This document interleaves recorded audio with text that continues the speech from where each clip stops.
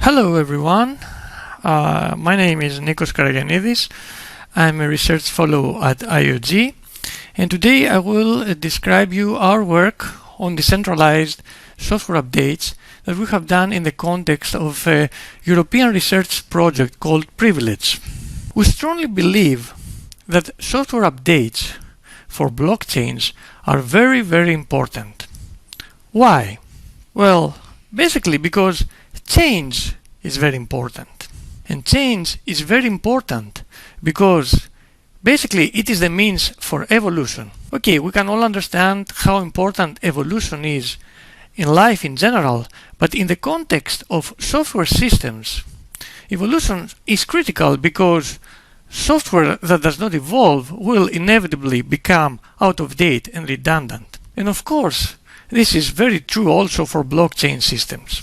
So software updates are very important because they are the means for blockchain evolution. Now, what are some typical triggers, let's say, for software updates?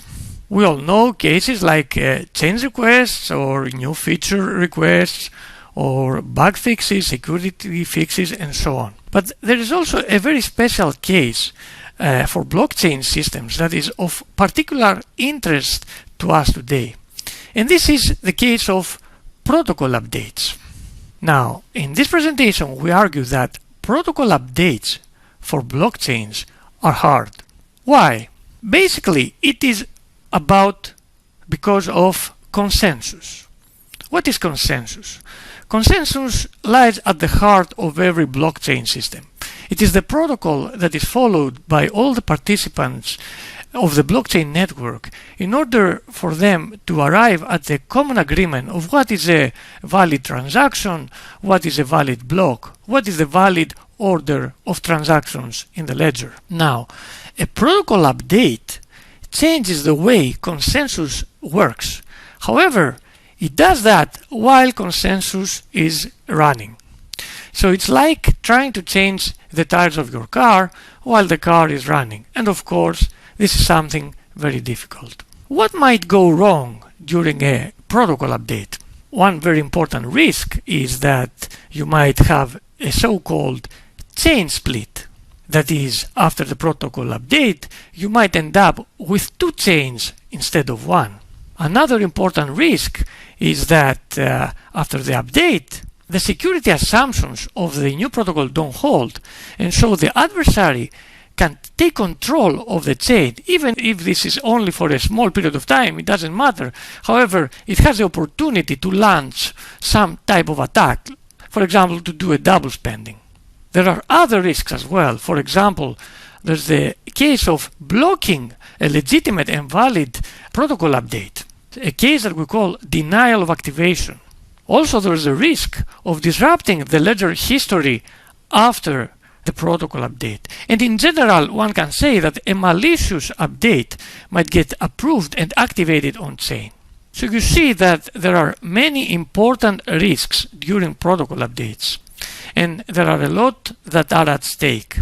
So I assume that you will agree with me that indeed protocol updates for blockchains are hard. But guess what? Decentralized updates are even harder. Why? Well, because decentralization essentially is all about governance. And governance in the context of software updates, in our case, we have decoded it, let's say, in three essential dimensions. Who decides on software updates? Is it some central authority like the code owner or the code maintainer? Is it a group of authorities like a group of experts? Is it the owners of some resource like the owners of computing power like the miners or the stake owners? Or is it in general the community? The next dimension in software governance is what is the decision about? Is it about approving an idea for a change if we're going to implement it? Is it about deciding if we're going to fund an idea? Is it about approving an implementation and say that it is safe to activate it on chain? Is it about when this activation will take place? So you see, in the life cycle of a software update, there are a lot of important decisions. So this is the second important dimension in the governance. Finally, how is this achieved? Is it through some off-chain process that takes place, for example, in a discussion forum or on GitHub? Is it an on-chain process that is driven by a protocol, and so on? In general, governance is really hard to get it right. And the history of blockchain systems has shown that community disagreement hurts. In any case, this is a problem that we have set out to solve. And for this reason, we have joined Privilege, which is a European research project. Privilege has run under the umbrella of Horizon 2020, which is a large European funding program for research and innovation. Our goal for participating in such a project was to do research on the problem of decentralized software updates and support the decentralized governance journey of Cardano, and also to contribute to blockchain research, governance research in general. So I will give you now a clear problem statement of the problem we had at hand, and outline the basic, the most core, let's say, research goals that we have set out from the beginning. So here's the problem. Software updates on public blockchains today are neither secure nor decentralized. Now, the first research goal to tackle with this problem was that we wanted to decentralize the whole life cycle of a software update. Not partially, not halfway through. From ideation to activation, we wanted to decentralize the whole thing because we believe that either you decentralize the whole way or you do not decentralize at all. The second goal was that we wanted a secure update mechanism, which of course means that first we had to define what secure means in this context, and then try to provide protocols that conform to this security definition. Finally, our goal was to build a research prototype that would materialize our research ideas. But not only that, we wanted also to integrate it into the Cardano node software in order to prove the feasibility of our solution. Okay, in the rest of this presentation, I will outline the main drivers and design decisions for coming up with a solution to this problem. But let me first clarify that the work that I will present to you next is not the Voltaire release. This is research work that we have done with the goal to support and influence Voltaire as much as possible. Okay, what does it take to decentralize software updates? The first driver for trying to find a solution is open participation. This means that anyone who can submit a common transaction should be able to participate in the evolution of the system, which means that he should be able to submit a proposal or vote for a proposal. For this reason, we have chosen that all update events are just a special payload that is hidden inside common transactions. The next very important driver was that we wanted decentralized decision making. This means that we had to replace all central authorities like the code owner or code maintainer and so on, and replace these authorities with a voting process that would allow a collective decision making. And not only that, we had to do that across all major decision points in the life cycle of a software update. Also, we have fortified this voting process with a liquid democracy scheme, which means that we have enabled delegation of the voting rights of a voter to some expert. This is because we have recognized early on that most of the decisions regarding software updates very often require deep technical expertise. Another important driver has been that we wanted our solution to be on-chain and run by a secure update protocol. Taking into account all the important risks that I briefly mentioned before, we didn't want our solution to run in some off-chain process through some discussion forum and so on. Instead, we wanted to have a fully on-chain update protocol that will provide strong security guarantees. For these reasons, everything runs on-chain and all decisions taken are validated and recorded on the ledger, just like it happens with common transactions. Another important driver is that everything should be transparent and auditable. Anyone should be able to answer the question why, when, and how the system has evolved the way it has. Also, due to the fact that we allow delegation of voting and we want delegates to be accountable for their decisions, we have chosen not to use voting privacy. In this way, the blockchain becomes an immutable public log of the evolution history of the system. Of course, a very important driver is the secure activation. As I said in the beginning, this activation must be resilient to chain splits.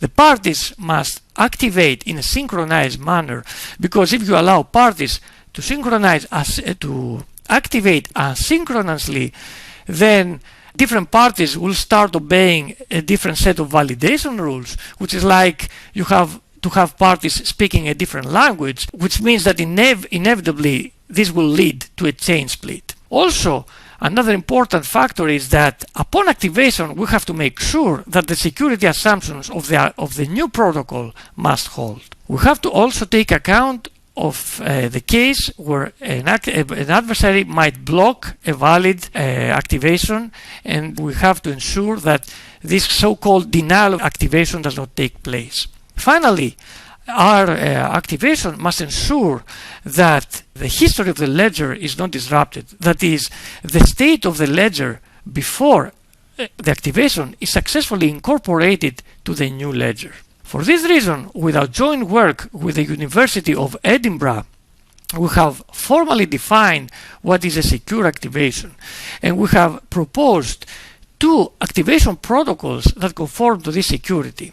We have managed to publish this work recently in a very well-known computer security conference after going through a peer review process. Of course, an update mechanism has to be performant and scalable. Scalable to even millions of users. For these reasons, we have chosen to use no advanced crypto, because we wanted a mechanism that is simple, fast, and linearly scalable to millions of users. Our initial performance tests have shown that even in this case, with so many users, our mechanism consumes only a small fraction of the available system throughput. Finally, the update mechanism should always leave the system at a consistent state. And also, we have to take into account that not all updates are the same, and so we should allow metadata to accompany every update in order to define the context of every update. Our solution smoothly handles priorities of updates, version dependencies, conflicts and their resolution, and emergency handling. Finally, as I said, we have implemented a prototype and we have successfully integrated it into the Cardano node in order to prove the feasibility of our solution. This prototype was built in Haskell, and it has been extensively tested through a technique that is called property-based testing, which is ideal for such complex systems. By doing this extensive testing early on, before the integration, we managed to reveal all the important bugs, and so the integration went quite smoothly. Also, we have managed to deploy our prototype into a geographically distributed testnet, and we have successfully run many end-to-end update scenarios. Now, I will try to give you a bird's eye view, let's say, of the mechanism that I have outlined up to now. Okay, the first phase of our protocol, it's called the ideation. And in this phase, an update proposal is submitted. We call it system improvement proposal. This corresponds to the description of an idea of a change or a design of a change. This goes through a so-called commit reveal scheme, which is a quite standard cryptographic scheme. Initially, that is, the proposal is encrypted, and then after a while it is revealed. In this case, this ensures the rightful authorship of the author of the proposal. Now, once the proposal is revealed and it stabilizes on the blockchain, then a voting period starts in which voters submit their votes, their preferences for each proposal. Many proposals can compete in parallel. When the voting period ends, then a tally phase takes place where we count the votes and we get the result. The result is recorded in the ledger state. The next phase is the implementation phase, in which some team assumes the task of implementing an approved proposal. During this phase, delegation can take place where experts can register their will to act as experts in this delegation, and stakeholders register their stake keys. And then they can issue delegation certificates where they clearly state to which expert they delegate their voting rights. When the implementation is over, then we have yet another submission of a proposal on-chain. This time, the implementation per se is submitted on-chain. This is the approval phase. The steps are identical with the ideation phase. So we have again a voting period, a tally phase, and the approved implementation. The result of the voting process is recorded on the ledger. The approval here means that the implementation is approved to get activated. So then we can go on to the activation phase, which is the final phase. For every approved implementation, we have a synchronization phase that takes place through a signaling mechanism. So parties download and install the new version of the software and signal upgrade readiness. They don't activate yet. These signals go through a synchronization condition that will ensure that enough parties are ready to upgrade so we don't have a chain split, and also that the security assumptions of the new protocol will hold after activation. If the condition is met, then secure activation protocol can take over and do the transition from the current version of the protocol to the new version of the protocol. Okay, let me recap the solution that I have briefly presented to you today, and going back to the initial governance, let's say, questions for software updates. Who decides? In our solution, the stake owners decide. What is the decision about? We have three core decisions. First, if a proposal will be implemented. Second, if an implementation should be activated. And third, when this activation will take place. The way we achieve this is through an on-chain update protocol that has two separate voting phases along with delegation, and the synchronization phase that takes place through signaling. Also, with our secure activation protocol, we manage to activate without chain splits or other security risks. If you want to find more info for our work, you can check our design specification, which is open on GitHub. You can see our paper on updatable blockchains, where we describe the secure activation protocols. Our code is available again on our GitHub repo, and of course there is the Privilege Project website. I want to thank you all for your time and attention, and I wish you an enjoyable Cardano Summit. Thank you very much.